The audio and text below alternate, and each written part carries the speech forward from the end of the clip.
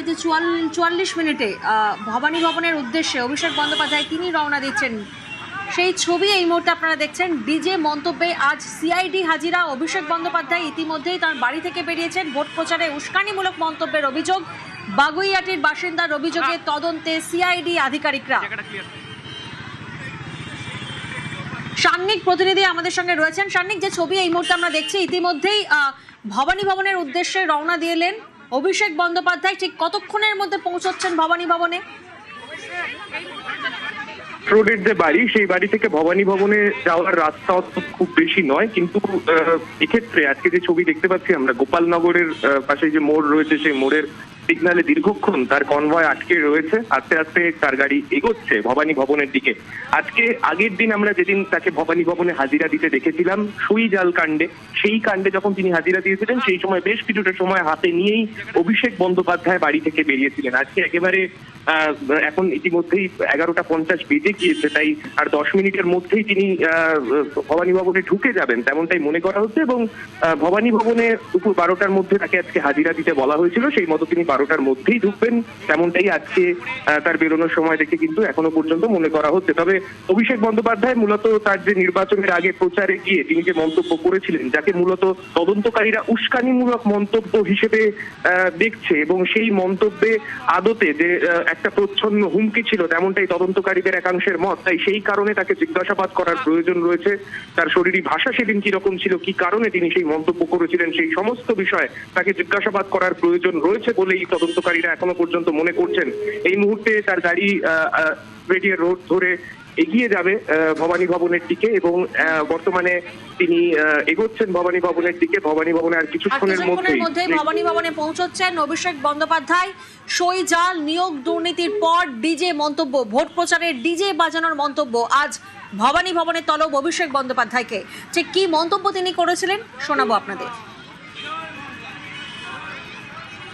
4 তারিখে রবীন্দ্রসঙ্গীতের সাথে হালকা করে একটু ডিজেও বাজবে। জবাবটা এমন ভাবে দিতে হবে, কড়ায় গন্ডায়। আর এই মন্তব্যের ভিডিও নিয়েই তৈরি রাজ্যের গোয়েন্দারা। গতকাল আমরা দেখি অভিষেক বন্দ্যোপাধ্যায়কে ম্যারাথন জিজ্ঞাসাবাদ করে ইডি। গতকাল প্রাথমিক নিয়োগ দুর্নীতি মামলায় তৃণমূল সাংসদের বয়ান রেকর্ড করা হয়। চার্জশিটে গতকাল আমরা দেখি তৃণমূল সাংসদের সংস্থা লিপস অ্যান্ড বাউন্স কোম্পানির কর্মী সুজয় কৃষ্ণ ভদ্রের অডিও রেকর্ডিংয়ে জনৈক অভিষেকের নাম আসে, এবং তারপরেই নথি তলব করে ইডি। একের পর এক আমরা দেখছি রবিবার, সোমবার এবং আজ মঙ্গলবার সিআইডির প্রশ্নের মুখে পড়তে হয় অভিষেক বন্দ্যোপাধ্যায়কে। সইজাল কাণ্ডে গত বৃহস্পতিবার প্রায় 5.5 ঘন্টা জিজ্ঞাসাবাদ করা হয়। এরপর গত রবিবার ভবানী ভবনে তৃণমূলের সর্বভারতীয় সাধারণ সম্পাদক অভিষেক বন্দ্যোপাধ্যায়কে জিজ্ঞাসাবাদ করে সিআইডি। প্রশ্নবাণের মুখে পড়ে অভিষেক বন্দ্যোপাধ্যায়। প্রায় 8.5 ঘন্টা জিজ্ঞাসাবাদ করা হয়, এবং গতকাল প্রায় 11.5 ঘন্টা ইডির দফতরে ছিলেন অভিষেক বন্দ্যোপাধ্যায়। সইজাল তদন্ত, নিয়োগ দুর্নীতির তদন্ত, আর এবার ডিজে মন্তব্য।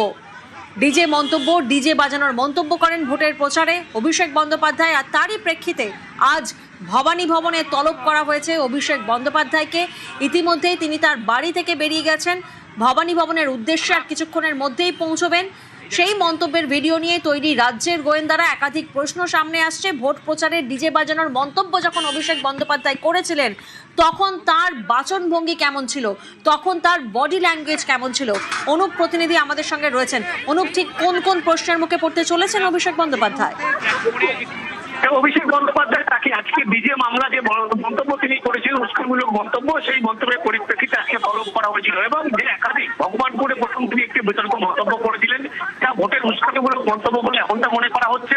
এবং সেখানে পরবর্তী কালে দেখা যায় যে একাধিক জনসভা মঞ্চ, যেখানে ভোটের আগে তিনি মন্তব্য করেছিলেন যে ভোটের পরবর্তী 4 তারিখে রবীন্দ্রসঙ্গীতের মাঝে ডিজে বাজানো হবে, এবং সন্ধ্যা পর্যন্ত অপেক্ষা করতে হবে না, দুপুর 1টার মধ্যেই কিন্তু একেবারে স্পষ্ট হবে যে ভোটের ফলাফল, এবং সেই সময় রবীন্দ্রসঙ্গীতের মাঝে ডিজে বাজানো হবে। বাগুইয়াটির বাসিন্দা রাজীব সরকার তিনি কিন্তু অভিযোগ দায়ের করেছিলেন। বিধাননগর সাইবার ক্রাইম থানায়। পরবর্তী ক্ষেত্রে সেই অভিযোগের কেস ডায়েরি পৌঁছয় সিআইডির কাছে, এবং সিআইডির পক্ষ থেকে ইতিমধ্যেই সেই মামলা নেওয়া হয় এবং অভিষেক বন্দ্যোপাধ্যায় তাকে তলব করা হয়। আমরা দেখলাম কিছুক্ষণ আগেই রাজীব সরকার, যিনি অভিযোগকারী ছিলেন, তিনি ইতিমধ্যেই ভবানী ভবনে এসে পৌঁছেছেন, এবং তিনি অভিষেক বন্দ্যোপাধ্যায় নয়, অভিষেক বন্দ্যোপাধ্যায় এই মামলায় রিজু দত্ত, যিনি তৃণমূলের আগে মুখপাত্র ছিলেন, তাকে গ্রেপ্তার গ্রেপ্তারের দাবি করছে, তার কারণ তিনি দাবি করছেন যে মহিলাদের একটি তালিকা লিস্ট তৈরি করা হয়েছিল, কোন কোন মহিলাদেরকে ভোটের পরবর্তী ক্ষেত্রে ধর্ষণ করা হবে এমনটা তিনি অভিযোগ করছেন, চাঞ্চল্যকর যে অভিযোগ। এবং এই মামলাতেই কিন্তু অভিষেক বন্দ্যোপাধ্যায় তাকে আজকে তলব করা হয়েছে। অভিষেক বন্দ্যোপাধ্যায় কিছুক্ষণের মধ্যেই ভবানী ভবন ঢুকবেন, তার কারণ তাকে তার সে সমস্ত ভিডিও অডিও ক্লিপ দেখিয়ে জিজ্ঞাসাবাদ করা হবে।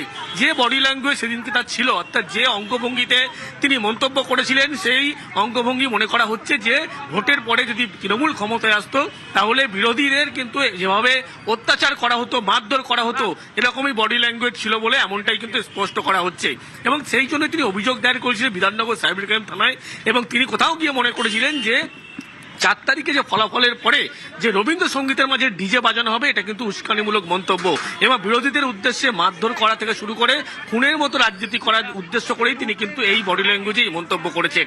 এবং সেই কারণেই অভিযোগ, যে অভিযোগের ভিত্তিতে বিধাননগর সাইবার ক্রাইম পুলিশ তদন্ত করছিল, পরবর্তী ক্ষেত্রে যে মামলা নেয় সিআইডি, ইতিমধ্যেই সেই কেসটাই থেকে শুরু করে সেদিনকে যে সমস্ত মন্তব্য একাধিক জনসভায়, ভগবানপুরে প্রথম তিনি একটি জনসভায় বক্তব্য দিয়েছিলেন এই ডিজে বাজানো সম্পর্ক নিয়ে, তার পরবর্তী ক্ষেত্রে আরামবাগ, মগরাহাট, বিভিন্ন জায়গায় এই একই রকম কিন্তু তিনি মন্তব্য করেছিলেন, যা উস্কানিমূলক মন্তব্য। ভোটের পরবর্তী ক্ষেত্রে তৃণমূল যদি ক্ষমতায় আসতো সেক্ষেত্রে মনে করা হচ্ছে বিরোধীদেরকে আক্রমণ, মারধরের মতো ঘটনা ঘটতো, খুনের রাজনীতি হতো।